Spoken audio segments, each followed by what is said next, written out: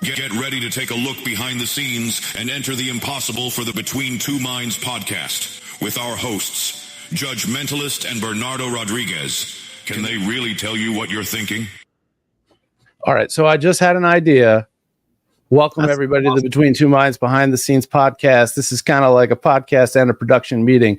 We need to make it so that that audio for the intro overlays into the 30-second countdown so that that's running then at the same time. So anyway, you get to see how the sausage is made. This is Judge Mentalist Bernardo Rodriguez, and we've got our new friend, Anthony Prezutti here, who is another mind reader.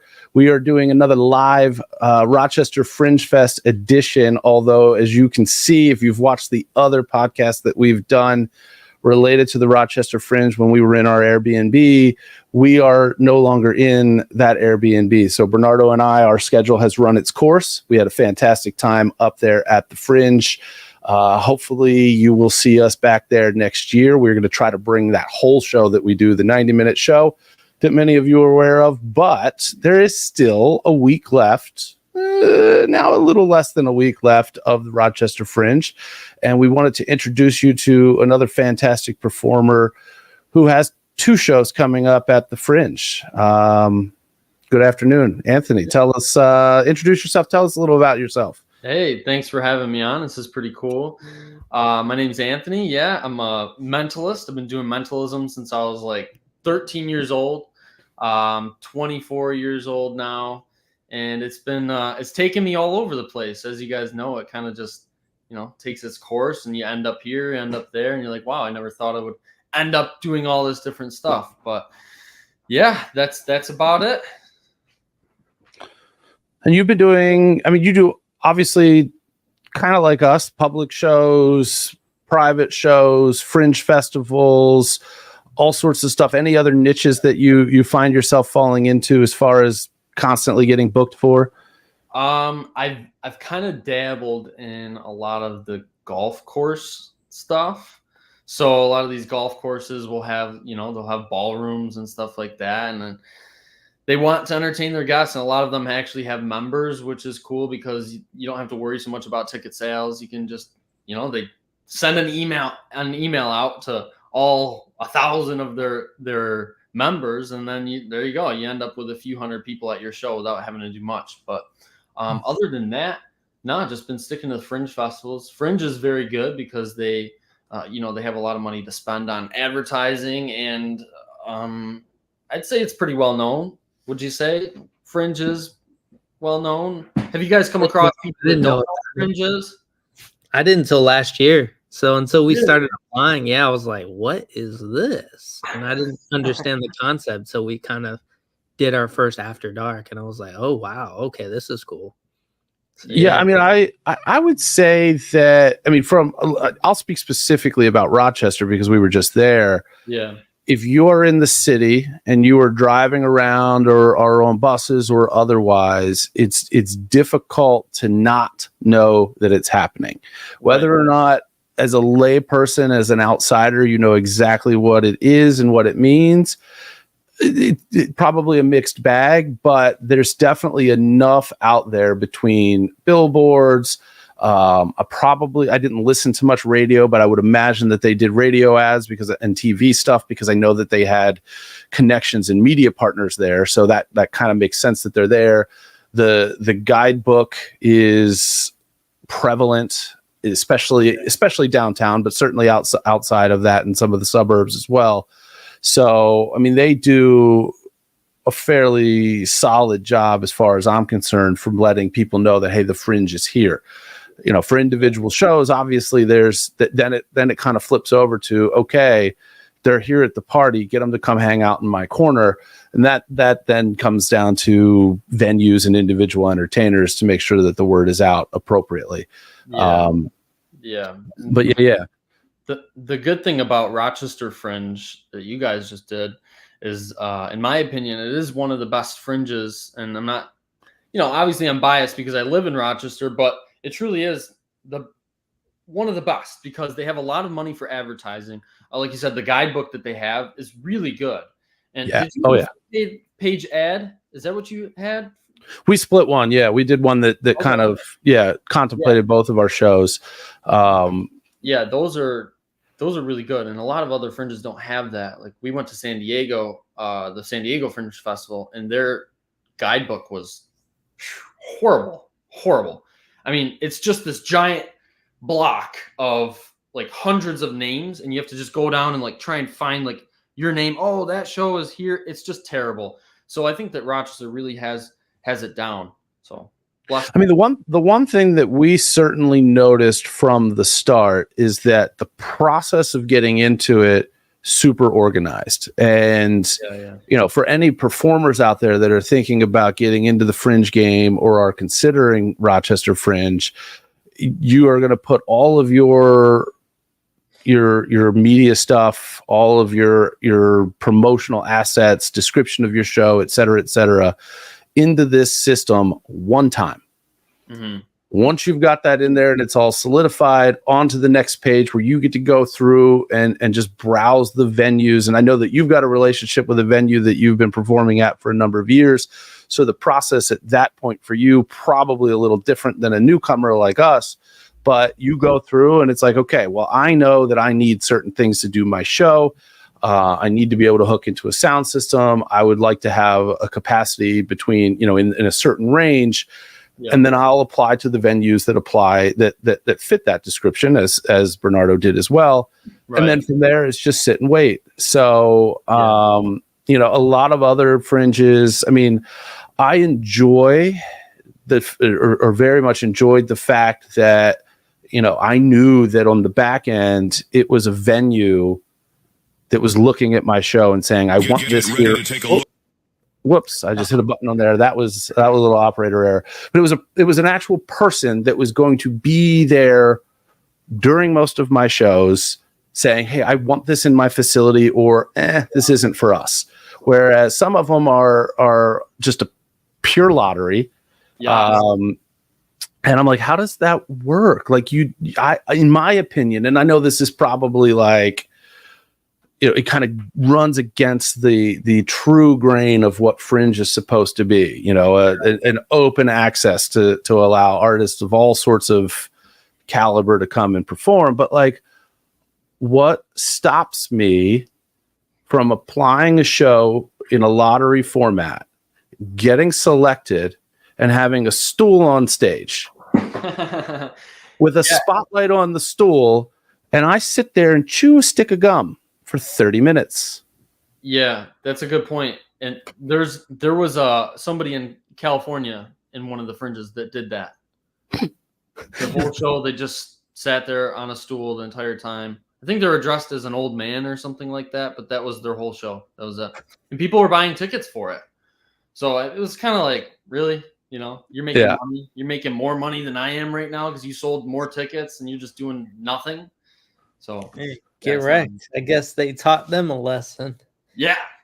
Right. Yeah. But the lottery, I don't think the lottery is great because, like you said, you just can show up with no talent and get in. And it's not really fair. You know, Rochester makes it fair because they actually base it off your talent. They're like, okay, Judge looks like a good guy. He looks like he can sell tickets. And it makes you feel good knowing that somebody chose you versus, oh, I just won the lottery. Woo, yay.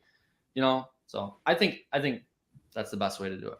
I enjoyed it as a format. I like the ability. Like the other thing that we learned is, hey, there is a relationship building element to this. And there were some venues that we saw other shows in that would have been absolutely perfect for us to do our standard 90-minute show. And we've got in contact with them.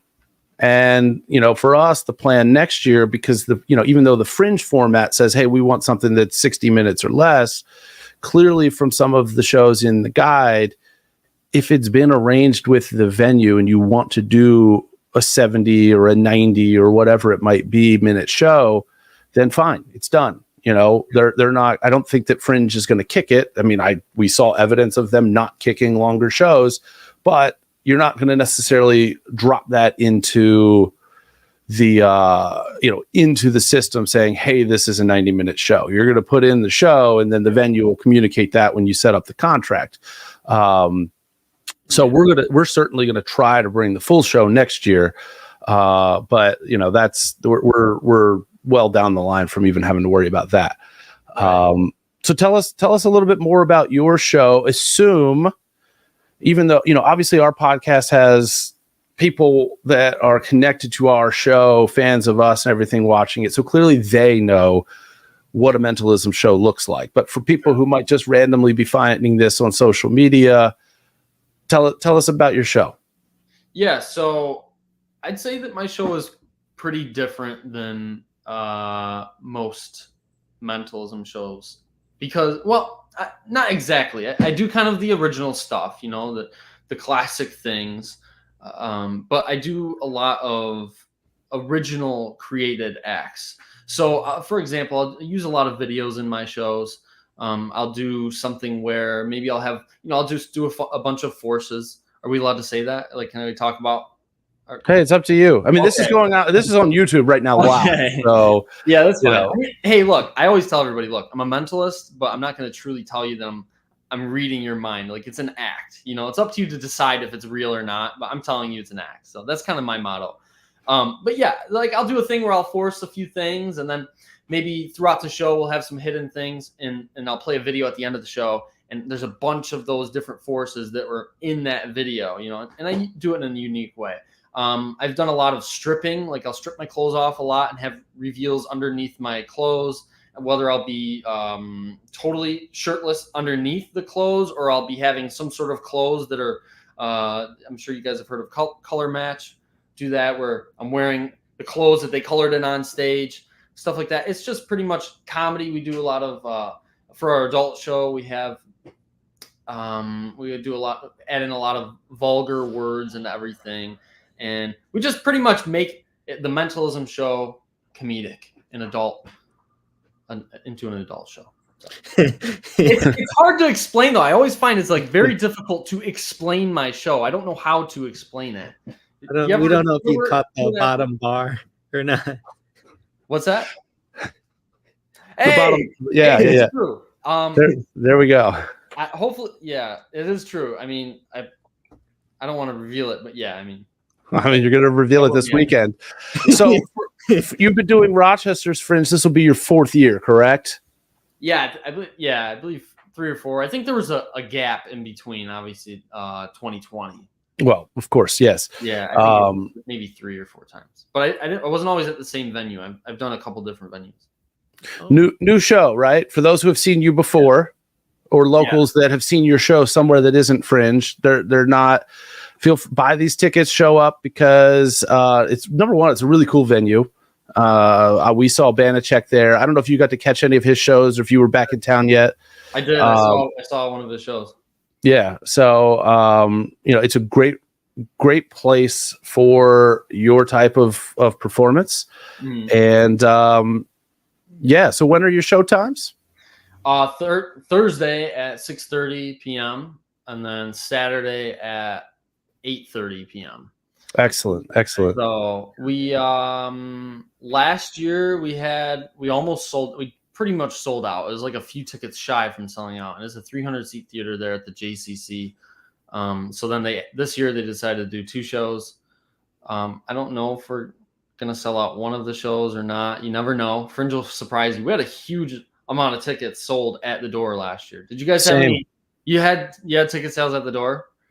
Look, you attended a show that was lighter, had like 30, 40 people at, but the evening before, the update on your show had 3 tickets sold. So we went from 3 to 40 in about 24 hours. Whoa, really? Yeah. Dude, it's crazy. You'll just check it. You get the ticket emails. Oh, yeah. Yeah, I love checking those. So another thing to Fringe performers, if you come in the future, especially at Rochester, if you start,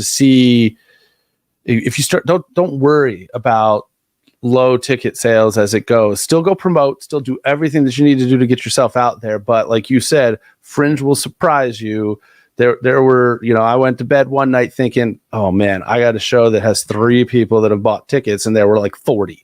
So, I was in a room that could have certainly put more in there than that. And I would have loved to have filled that place out for every single one of the shows. But hey, look, between the two of us, we did 9 shows in 2 different venues. And I don't think anybody walked away from our shows disappointed. And I think that's just going to give us some steam and some momentum for next year, which is great. And I'm assuming that we'll see you back there next year when we're there. So, which is awesome. Yeah. Bernardo, how were your shows at the Spirit Room? Good. So the first one, I talked about this in one of our episodes. The first one, I only had 4 people. Originally, it showed 2, or no, it ended up being 4 people.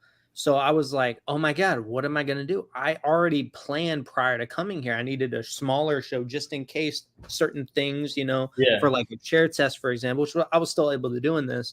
Yeah. But I got really kind of comfortable with that. I was like, wow, this was really great, really solid, intimate setting. And the second day, I was like, it's going to be the same because that's what I had predicted. So I get all set up. We're good to go. That was our busiest day because we had his rehearsal immediately come to mind, set me up. And then I was like, it's going to be a small show. Then bombarded. A bunch of people came. I think we were like 20, 30 people. And then I was like, oh shit. And then Banachek's in the freaking audience. I'm like, you got to be kidding me right now. He literally in the audience. Yeah. Oh man, he was there, and that's cool. Yeah, man. I was like, damn. All right, so now I gotta adapt a little bit, and a lot of it had to do with adapting. I want to give just a little shout out to Banachek, and I know that it's unlikely that he's ever going to see this, but he came to a 5 p.m. Wednesday show.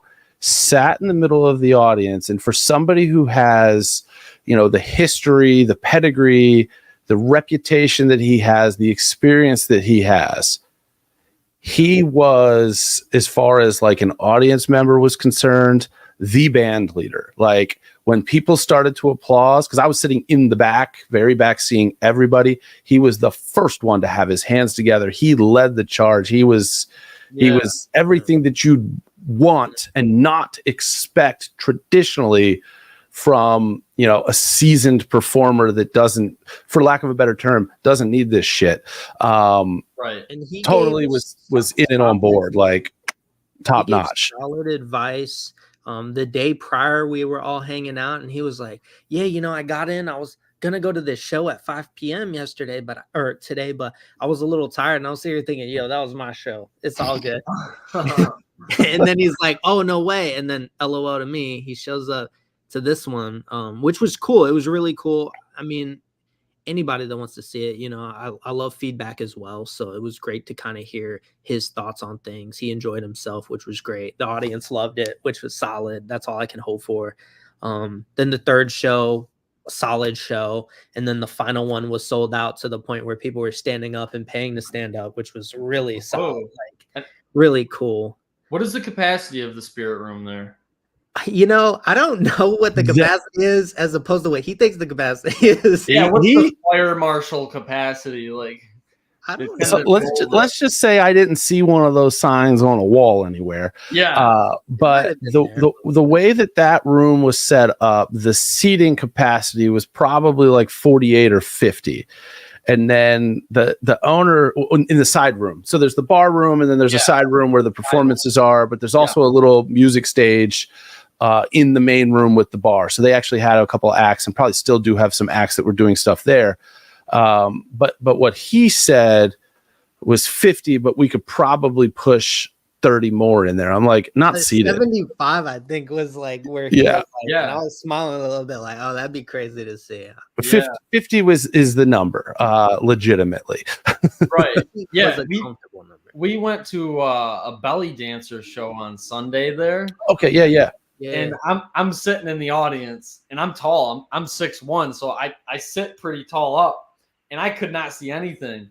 So I'm sitting there. I'm like, damn, there's so many people packed in here right now. How many? They got extra people in here. This don't seem right. They must have, yeah. Oh, dude, there was like at least 20 people standing. Like this. So that's what he was talking about, fitting 70 in there, because there's you could put 50 asses on seats in that room. That's it. Yeah.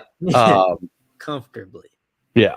Right. Nah, but it's a cool venue though. I really like the vibe of it. Like all the stuff they have on the walls and on the shelves. It really is a cool venue.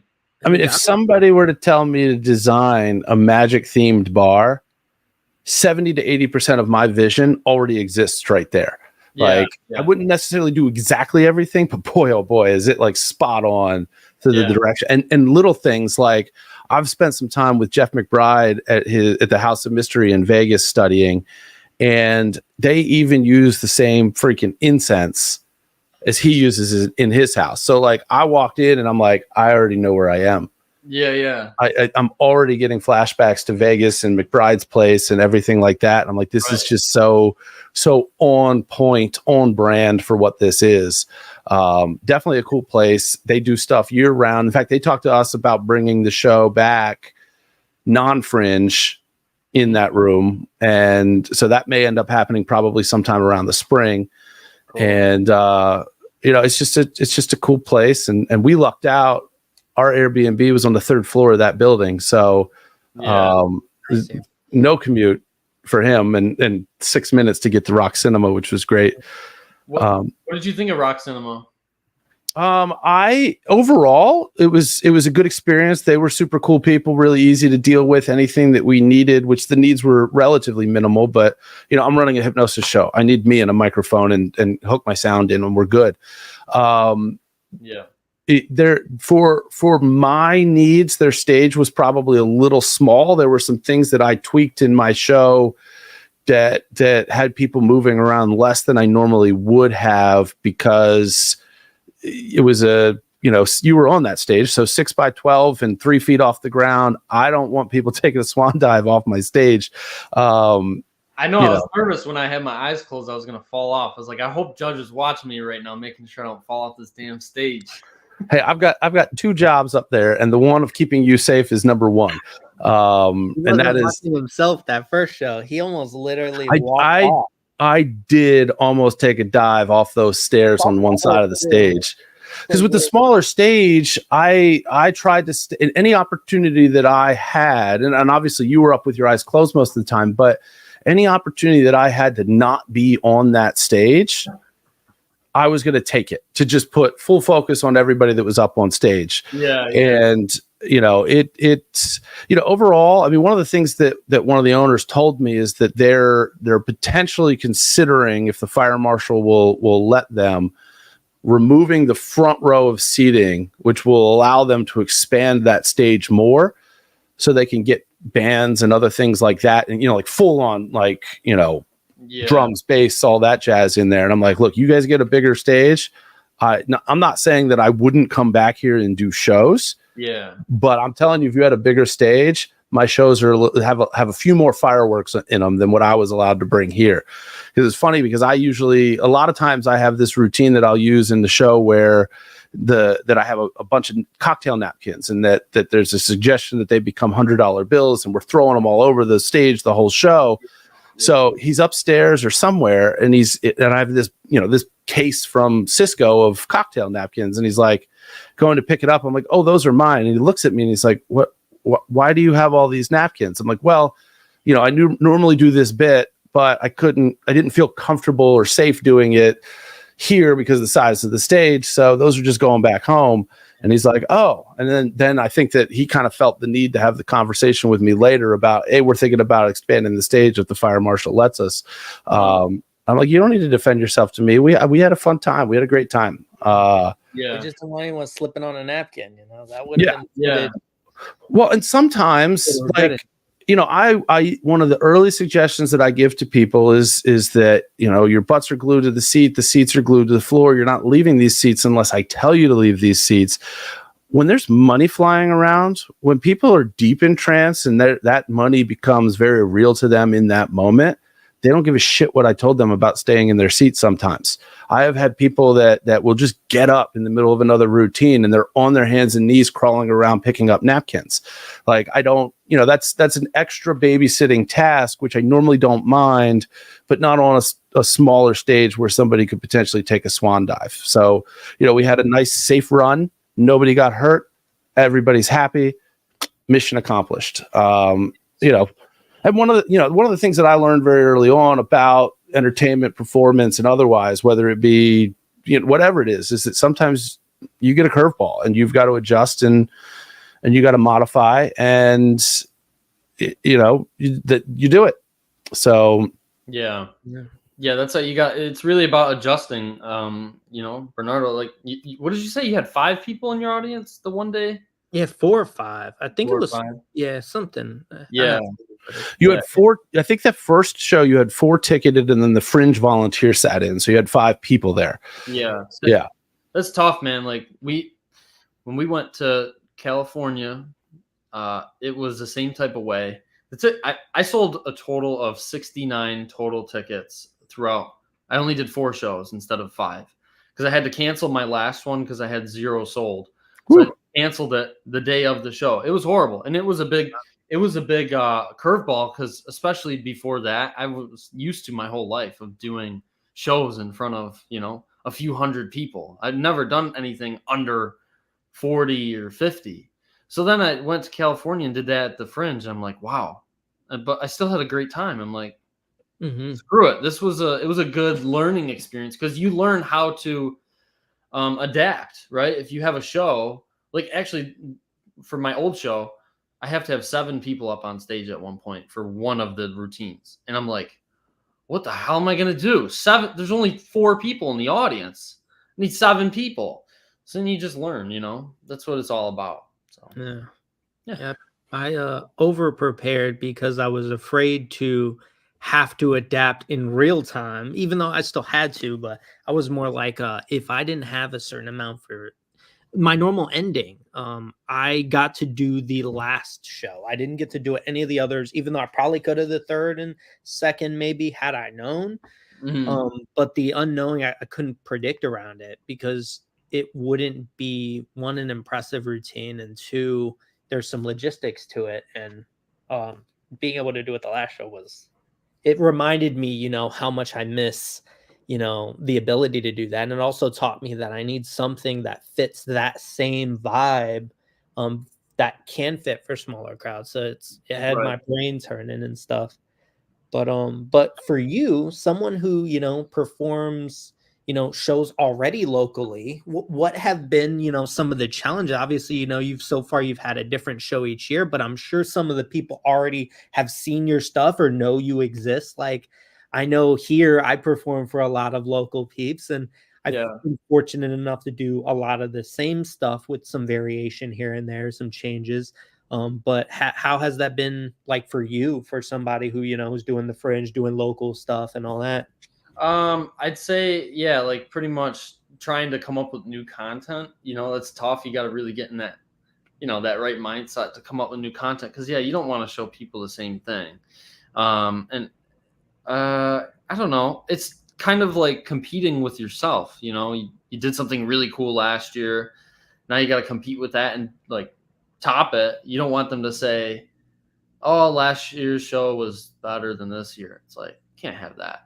So I think that's probably been my like biggest thing. And also a struggle was the past few years, I've only done adult comedy for my shows. So I walked away from family shows when I was like, I don't know, when I was like 18, I think I stopped doing those. And then, so the past like, I don't know, few years, it's just been only adult comedy. But now I switched to family shows, doing family shows because that's what like cruise ships want. They want you to have a family show. They don't want you to only have an adult show. And I'm trying to get on those right now. So, it's tough. I mean, that's why I kind of went back to the basics with some of the mentalism, instead of just like these original acts that I come up with. I kind of had to move back to some of the, the original stuff, but which there's nothing wrong with. Sometimes it's the best. Whatever works, honestly. Yeah. It works. Wow. It works. Wow. So for anybody who is completely clueless after the last 30 minutes, these are highly interactive shows. If you can make either Thursday or Saturday shows, you're in for an absolute good time. We're probably on the end of it here, so let's give it one more plug. How can people find you? How can people find about the show? Because you got 2 days for the one and 4 days for the second one. Yeah, you can find tickets for the shows at the Rochester Fringe Festival website. If you were to search up Mentalist Anthony Prezutti, you can find that. And there's a few different names it's under: Comedy Mentalist, Anthony Prezutti. Do you guys ever go through struggles with what to name your show, or do you always stick with one? That's what I need to know. Do you guys go ahead? So one of the thing that I would say about this past year is that when I would approach people like after hours and other things and tell them about it, they're like, ooh, and I'm like, F this. Next year, if we have to split our shows, and this was conversation I was having before we realized that we could shoehorn the whole show in. I'm like, next year's show I'm applying for is called Hypnosis, Hypnosis, Hypnosis. That's simple. No excuse for you to not know what this is or be able to find it. Yeah. Just boom right in your face. And like, I learned this, and I should have known this, honestly, but we were kind of in a situation where like we've got this show. It's called Between Two Minds. Obviously, as you can see, it's branded here. Yeah. It's that dual act show. And to some extent, what it is speaks for itself.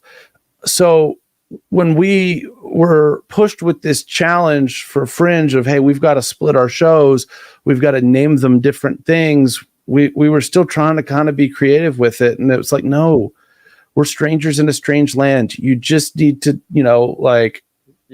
boom, this is what it is. Right. And this is a lesson that I learned years ago because I'm a lawyer by trade. That's what my day job is. No way. And I opened up a satellite office in Baltimore City like 8 years ago. And they had one of those little marquee signs outside where they, have the business name or whatever, like with the, there's 6 businesses in there, the 6 different names, right? And they're like, what do you want on the board? You get 2 lines or 3 lines or whatever it is. And I'm like, put, auto accident, criminal defense, whatever else we were doing at the time. And then on the next line, the phone number. And they're like, you don't want your name? And I'm like, why do I care about my name? Yeah, right. People don't know who I am. They just need to know what I do. Right. And then they're going to show up. So I knew it was in the playbook. It was just in a different playbook that I wasn't thinking about using while I was at Fringe and for these shows. And now I'm like, you know what? And I even told him, I said, look, if we end up doing the Between Two Minds show, we need to design a poster that almost looks like a comic book. So it's got those little like splashes that instead of them saying like pop and blam, they say mind reader, hypnotist, to just make sure it's just right there, big and bold. This is what you're getting. So that when people, if people are interested, because I think there were more people that are interested than knew that it was there. I'm the only hypnosis show that was at Rochester Fringe this year. Oh, yeah. And it wasn't, I mean, don't get me wrong. You see that swirl, you kind of have an idea, but it definitely could have been more like just in your face. This is a hypnosis show. This is a mind reader show. Now, when you're Banachek and you've got decades of pedigree, okay, you can just put Banachek mind games on there and the little and then people know what that is and probably know who he is. So it's a little different when you get there, but we're not there. We don't have a Wikipedia page. Exactly. Yeah, I went from, I always found an issue with people not even knowing what a mentalist is. That's how I actually start my shows. I'm like, all right, who here knows what a mentalist is? And most of the times you'll get like one person, 2 people. I'm like, so why are you here? Number one, if you don't know what a mentalist is, why are you here? Okay, and then so we changed to mind reader. If that's not more clear what I do, mind reader. There's actually a guy that does a lot of the Fringes. His only name is Mind Reader. That's all it is. Just Mind Reader. That's it. I did Comedy Mind Reader. A little different, but so it's back to the basics, just keep it simple. So yeah. And then I get the luxury, like in the show, I say, and I know what the guy in the back's thinking, tell me what I'm thinking.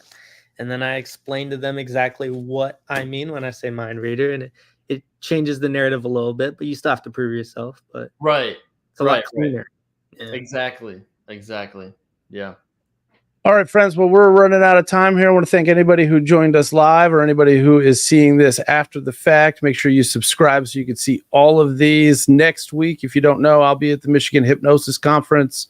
I will be lecturing there. I am their official podcaster, so there will be more and more of these episodes next week. And I will be interviewing not just stage hypnotists and street hypnotists and other performing hypnotists, but this is one of those bigger conferences. I don't know who's on my list yet, but probably some hypnotherapists and clinical folks there as well. So lots of interesting stuff coming. Make sure you go out and see Anthony's show this weekend at the Rochester Fringe. And hopefully we see you back there in 2025. Yes. Thank you. Thanks for having me on the show. All right. Have a great time, everybody. Thank you for tuning in to the Between Two Minds Behind the Scenes podcast. Be sure to follow us on social media under Between Two Minds with the number 2 instead of TWO, or under Enter the Impossible. Thank you, and we hope to see you back for the next episode.